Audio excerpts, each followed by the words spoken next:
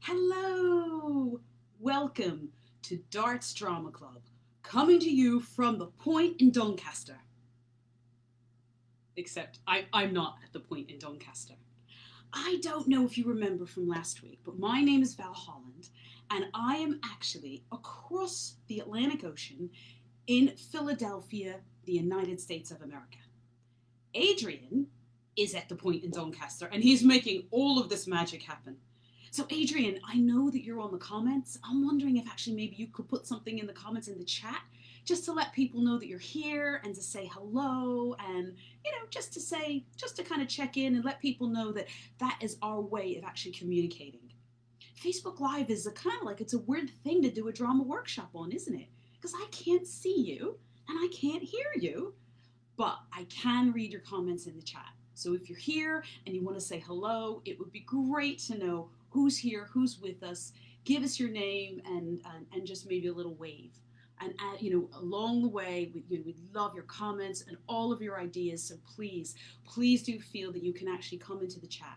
It'd be wonderful to see you. So last week we did a lot of things with our whole bodies, and we talked a lot about our five senses. And we are still going to be doing those things. But today we're going to be focusing in a different way. But we want to start out the same, which is how are you feeling today? Can you describe that with your body? So if I was feeling inquisitive, I might do that. If I was feeling excited, I might do that. If I was thinking I've made a really, really big mistake, I might go, whoa, oh. If I was feeling happy, I might just smile. I've got a secret. Maybe I've got a secret. Maybe I'm really, really secretive. And I'm thinking, a bit suspicious. Don't want people to know what's going on. Today, I'm feeling calm. I'm feeling a bit steady, a bit calm. How are you feeling? Hey, Adrian, I see you've said hello. I'm just wondering how you're doing, Adrian. I know you can't describe it. You might just actually be able to put it in the chat how you're feeling, because I can't see you. So how are you feeling today, Adrian? I hope you're doing okay there. And I hope anybody else who's watching also is feeling good and you're ready to do some storytelling today. Oh no. All right, if you weren't here last week, I need to tell you this, okay? It is extremely hot. It is in like the 30s, and we have lots and lots of humidity. And what happens is that we have lots of flies. And I thought I got the fly out from last week, but I haven't. Oh, no. Can you help me? I know you're 3,500 miles away, but could you give me a hand here in trying to kind of swat away this pesky fly? Hey! And it's a good warm-up too, let me tell you. It's a really good warm-up. So swat that fly away, left and to the right and up and down. And where is he? Where is he? Whew. All right. I think I got rid of him for the moment. Okay? If he comes back, can you let me know? Pop it in the chat and let me know, because sometimes I hear the buzzing and he's all over me, and sometimes he's lying in wait. Very, very, very sneaky.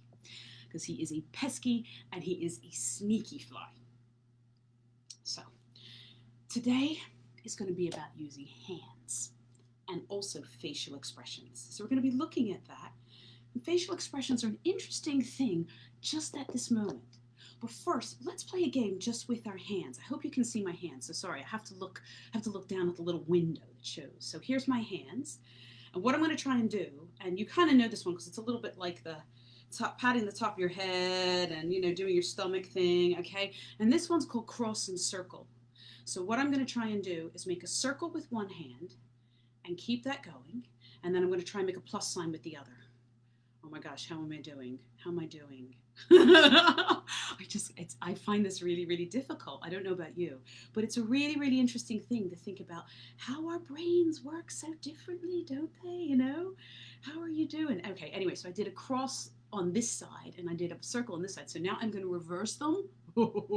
This is where things get really complicated. So circle with my right hand, cross with my left. See already? See? Isn't it funny? Isn't it funny? We think that we have such control over things, but we don't. And part of that's about our brains seeing things in a different way, which is lots of fun. So let's go back to the hands. So that was just kind of like a little warm up for the hands. So give them a little wiggle. Okay, and as you can see, I've got like a little paper cut here, so I'm kind of feeling this finger's feeling a little bit sensitive. So treat your fingers with some care and some kindness, and make sure that they don't kind of they don't get injured in the things that you're going to do. So we're going to do what we call hand sculpting. So in the way that we use our whole bodies to maybe tell stories, and we can be big and we can be expansive, and we can tell all sorts of things about ourselves and about characters and create characters, our hands are also really, really expressive. So if I was going to talk about what I did with my hands today, I might say, with these hands, and what might I be doing? What might I be doing with my hands? What do you think? Okay, I'm actually just typing. I'm just typing. And you can see that. So these are really, really simple exercises, okay? What else might you be doing? Uh-oh, here's something. This might be hard to see with my hands, but I'm trying to kind of hold on to this lead, okay, because I'm walking my dog. Oh boy, my hands are really, really important. They're really pivotal here, and my hands are really scrabbling very, very hard. Sorry. He does that sometimes. Okay, he does. He gets a little bit excited. But my cat, on the other hand, I can stroke my cat with my hands. My hands are telling my cat something, aren't they? My hands are expressing things to my cat. And that's something that we do. How about if we were doing something like this? What might we be doing? And I think during lockdown, you might have seen a lot of this going on. Yeah, I don't know if you can tell kind of exactly what I'm doing, but I'm kind of like, I'm getting in there and I'm kneading some bread. Yeah, so making bread, it's really, really something that you do with your hands. So I'm wondering, what else do you do with your hands? How can we express things with our hands? How about if we had this hand be one character and this hand be another? What do we learn about this? We can see that this hand is almost like another person, and maybe giving a little hug, a little comforting hug to this hand. Maybe this hand isn't feeling so good today. Maybe that's what's going on. So there's lots and lots of things you can do with your hands, and you can use your hands to tell a story, and you can use your hands to enhance a story, and you can use your hands to expand your story, and it can make it really, really big. But today, we're going to be working on smaller things. So I'm going to put on a mask. This might not be the kind of mask that we're used to looking at the moment. Okay? And I might have to move back here. This is how you could tell it's live, guys, because, not everything's going to go right. There's no editing here on live. On Facebook Live. You actually just have to sort of make your mistakes and just kind of get on with it, okay? And I have to say, it is getting all sort of bunched up into my ponytail. This was just wrong hairstylist choice from my hairstylist, who, of course, is me. So, this is a mask that we're not thinking about when we think about masks right now, but you can't really see my eyes. You see all of the intricate patterns here. This is actually a mask from Madame Tussauds Wax Museum. So this is a mask of a character in there, and it'll be a historical character, perhaps from French history, so very, very regal. And when I'm in this mask, I feel like I have to stand a certain way. I feel like I am noble. I am a queen, or a king, or a very top soldier. And with this mask, what I can convey to you is with my mouth. So all of a sudden, what I do with the lower part of my face becomes very important. So if I did this, oh, that tells you something about my character. If I did this,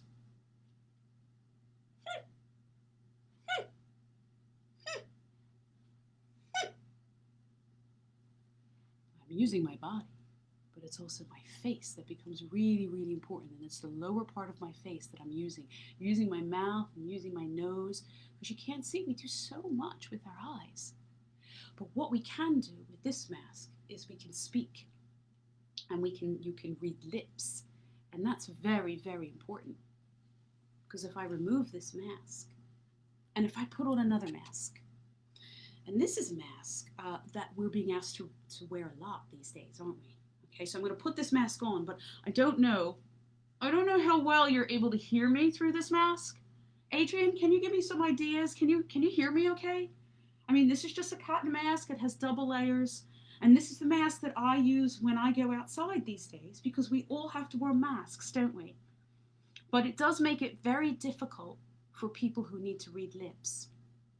So we have to look at different ways of communicating. So if we were to wear this mask and we look at somebody,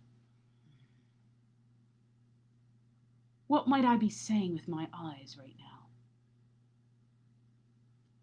Ah, thank you, Kate. You said you can hear just fine. That's really, really good. But again, it does mean while we can communicate and we can speak, we can hear and people can see. Okay, good. That's good. I'm glad that you can actually still hear me here. It is a worry for people who might read lips, who might not be able to hear so well, so they need to read lips. So we have to really work to communicate in a mask, and we might do that with our eyes. So if I wanted to, what do you think? If I was looking at you like this, what might I be saying with my eyes? If I was to look at you like this,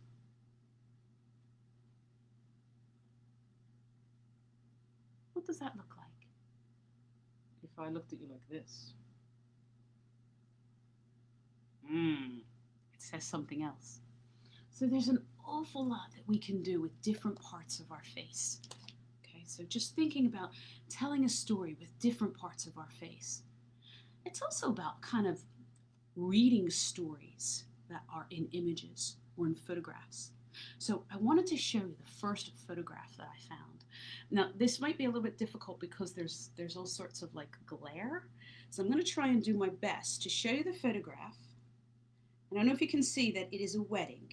Okay, and it's a really big like it's an outdoors wedding, and it's old-fashioned. So I'm going to kind of put it right up to the camera and show you bits of it.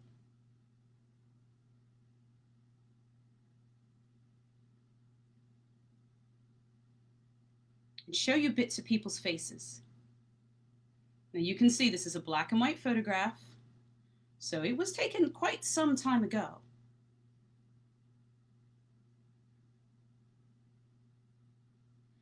And I can tell you that this photograph was taken in Italy, and it's some relatives of mine from there, and they are outside, and I really don't know anything about this, so I've just had to make this story up. Okay, so I'm going to make this story up, and I'm going to choose one person in this particular photograph, okay, to tell the story about. And the person I want to choose is this guy. Can you see him?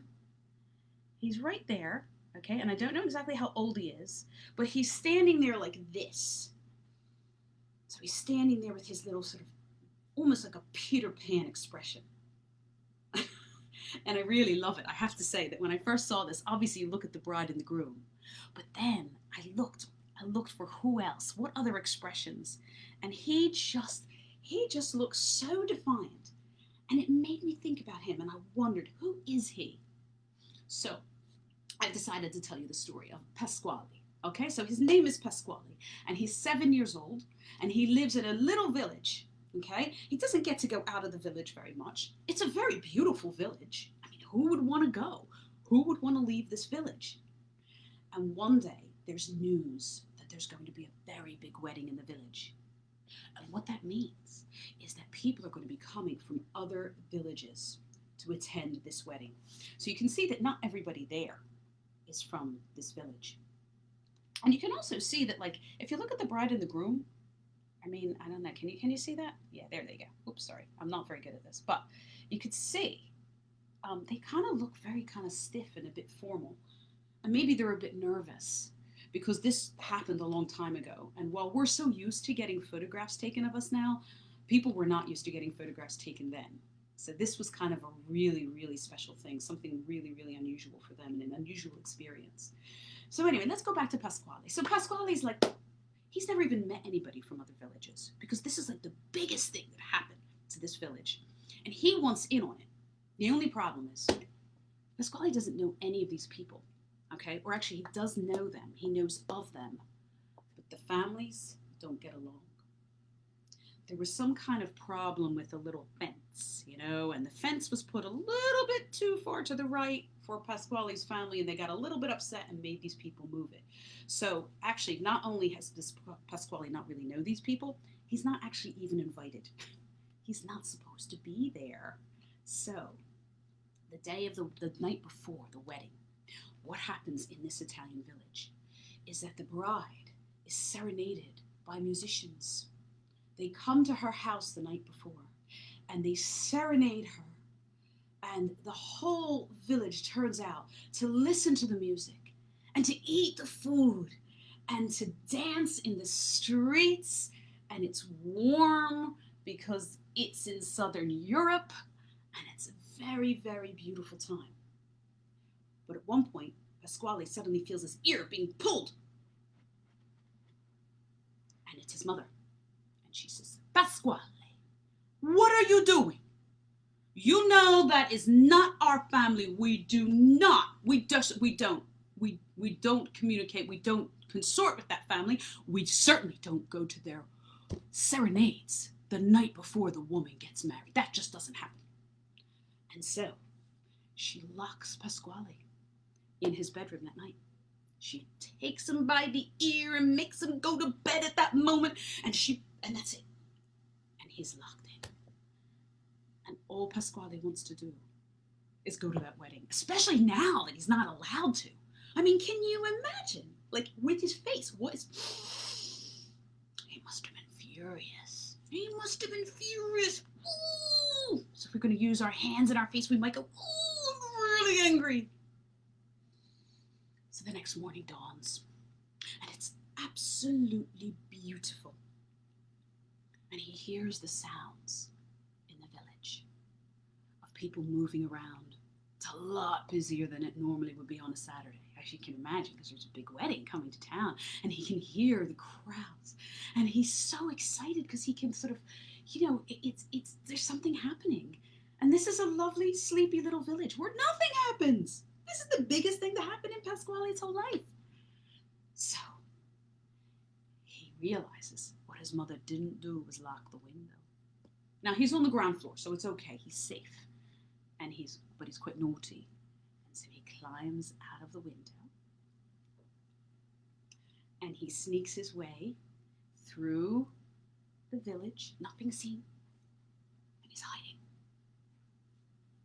I mean, if Pasquale, had a mask to wear, he probably would have.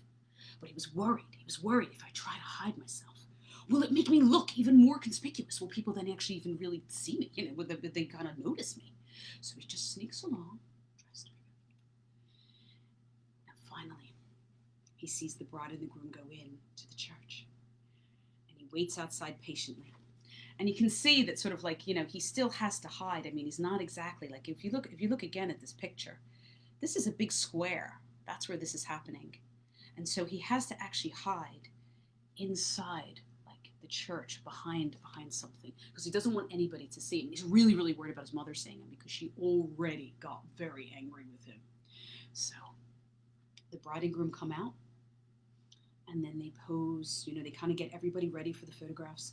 And that's when it hits him. That's when it hits him that the reason why he's there that day is because he is going to be in this picture. And so what he does is he waits till everybody is all assembled.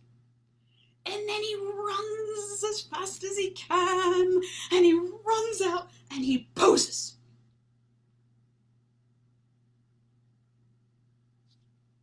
And that is the story of Pasquale and the wedding video. And let me tell you, his mother didn't know.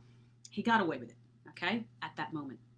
But then the local photographer was so proud of this picture that the local photographer put it in their shop. And one day, about 6 months later, his mother's walking by and she sees this photograph and she says, Pasquale! And that's the end of that story. So can you see that there's a lot of sort of storytelling with hands and with all sorts of expressions in the face, as well as the words you use, but also the way you use them. So these are really, really important things about storytelling. So, I'm just going to have a little breath. I'm going to have a little bit of drink of water. Because like I said, it is really hot here. It's still, and it's only going to get hotter because at the moment, for you guys, it's 20 past 3 in the afternoon. For me, it's only 20 past 10 in the morning. And it already is really, really hot. So I just have to pace myself today. I think it's one of the reasons why I might be feeling a little bit calmer today. Last week, there was a lot of activity. But this week, we're just chilling. So let's breathe. And one of the things that we do as actors or as storytellers is we need to have a lot of breath. So what I'm going to do is ask you to make your belly really big and fat. Can you see my belly? It's kind of hard. It's kind of hard. It's kind of hard. I'm not gonna do that. You can know what your belly looks like fat. You can do that yourself. Okay, so, and then I'm gonna breathe out. And I'm gonna take another big breath in. And then I'm gonna breathe out.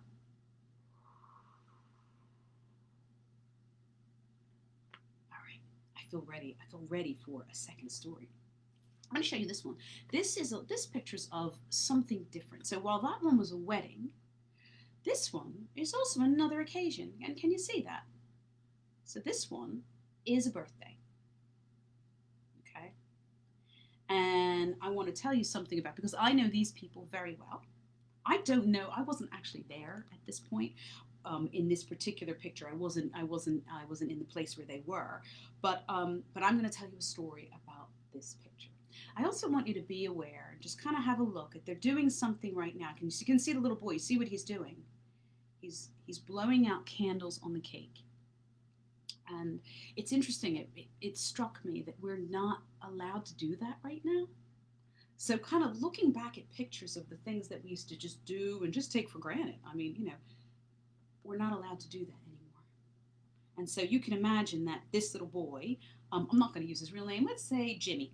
Okay, let's say that if Jimmy was to do this, I have a feeling that maybe lots of people wouldn't have eaten the cake. And look at that cake. It's a strawberry shortcake. It looks absolutely delicious, doesn't it? Anyway, it's this woman's birthday. Let's give her a name. Let's say her name is Angela. So it's Angela and Jimmy, okay? And Jimmy is her grandson. And what's happened that day, and you can't tell from this picture, but that day, Jimmy went out with his mother. And they went to the shops because his mother wanted to get an extra little something for her mother, whose birthday it was, okay? So her mother's not in this picture. She's probably taking this picture. And so she takes Jimmy out to the shop, and she thinks, actually, what I really want to do is I want to get my mother some beautiful flowers. I want her to have beautiful flowers today. I think that would be such a lovely, lovely thing, is for her to kind of just be able to smell something. I know she loves yellow roses, and I think that would be a really wonderful thing to do. And so she goes out to look for yellow roses, and she's so involved in looking at yellow roses that she doesn't notice that Jimmy has had his attention taken away by a raccoon in the corner. What was a raccoon doing there? It's crazy. It must have been lost, right? Like something must have happened. But Jimmy sees the raccoon. And what he does, which a lot of, curious, mischievous little boys will do, is they will follow it. And so Jimmy goes off and he's following the raccoon and he's not even thinking. And his mom is so involved. And Jimmy's a good boy. Like, he would never go anywhere. But on this day, he did. And so Jimmy went following the raccoon. And then he followed him and he followed him. And then suddenly he lost him. And then he turned around.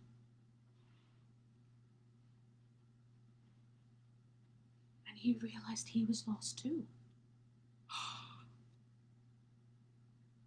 Where was he? And meanwhile, his mom turns around and looks for him, and she can't find him. And so she goes calling up and down the streets for him, desperately trying to find Jimmy, telling everybody, have you seen my little boy? And she's got lots of photographs, because obviously we live in a time when lots of photographs are there, so she's able to show people photographs. And Jimmy just doesn't know what to do, so he sits on the step, and he's little. I mean, he's like 2 years old here. And he just cries. And he cries, and suddenly he hears his mom's voice. And he says, Mommy! And she comes running. And they have this great big reunion. And his mama is so happy. And she's so relieved.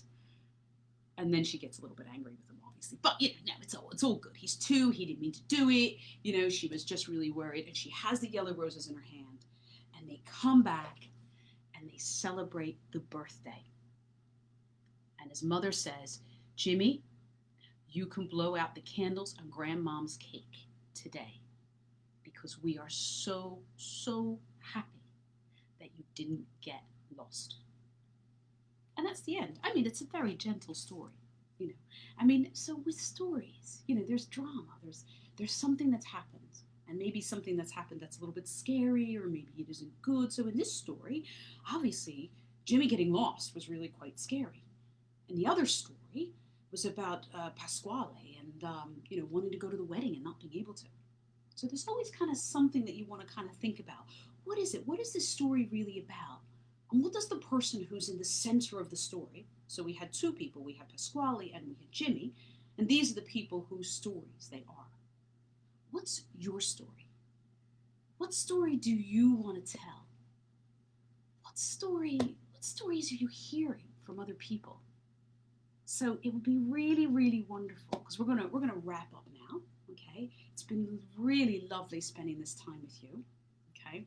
And I want to just say, I want to say this with my hands, okay? So it's a way of saying thank you, and especially because we're not allowed to shake hands really anymore, are we? Not for a while anyway. So I want to say thank you. Thank you for being with me today. I hope that you can join me next week. Next week it will be exactly the same time. So it'll be 3 o'clock in the afternoon for you, 10 o'clock for me. And next week we're really going to be focusing on our 5 senses. So I'd absolutely love it if between now and then, when you join us again, you can actually just be thinking, especially about things like, what am I tasting? What am I smelling? We use our eyes a lot. We use our ears a lot. And unfortunately right now, we have to be really careful about what we touch. So I'd really love to know. Let's do a story about smell and a story about taste. So these will be stories that you could not possibly do without referring to those senses, okay? But we'll do lots more, we'll do more games, and we'll do lots more things. I hope that you have an absolutely wonderful week. And I think it might be raining over there, but over here, I'm gonna try and stay out of the sun and out of the heat and just stay really, really calm. All right, have a lovely, lovely week. Bye.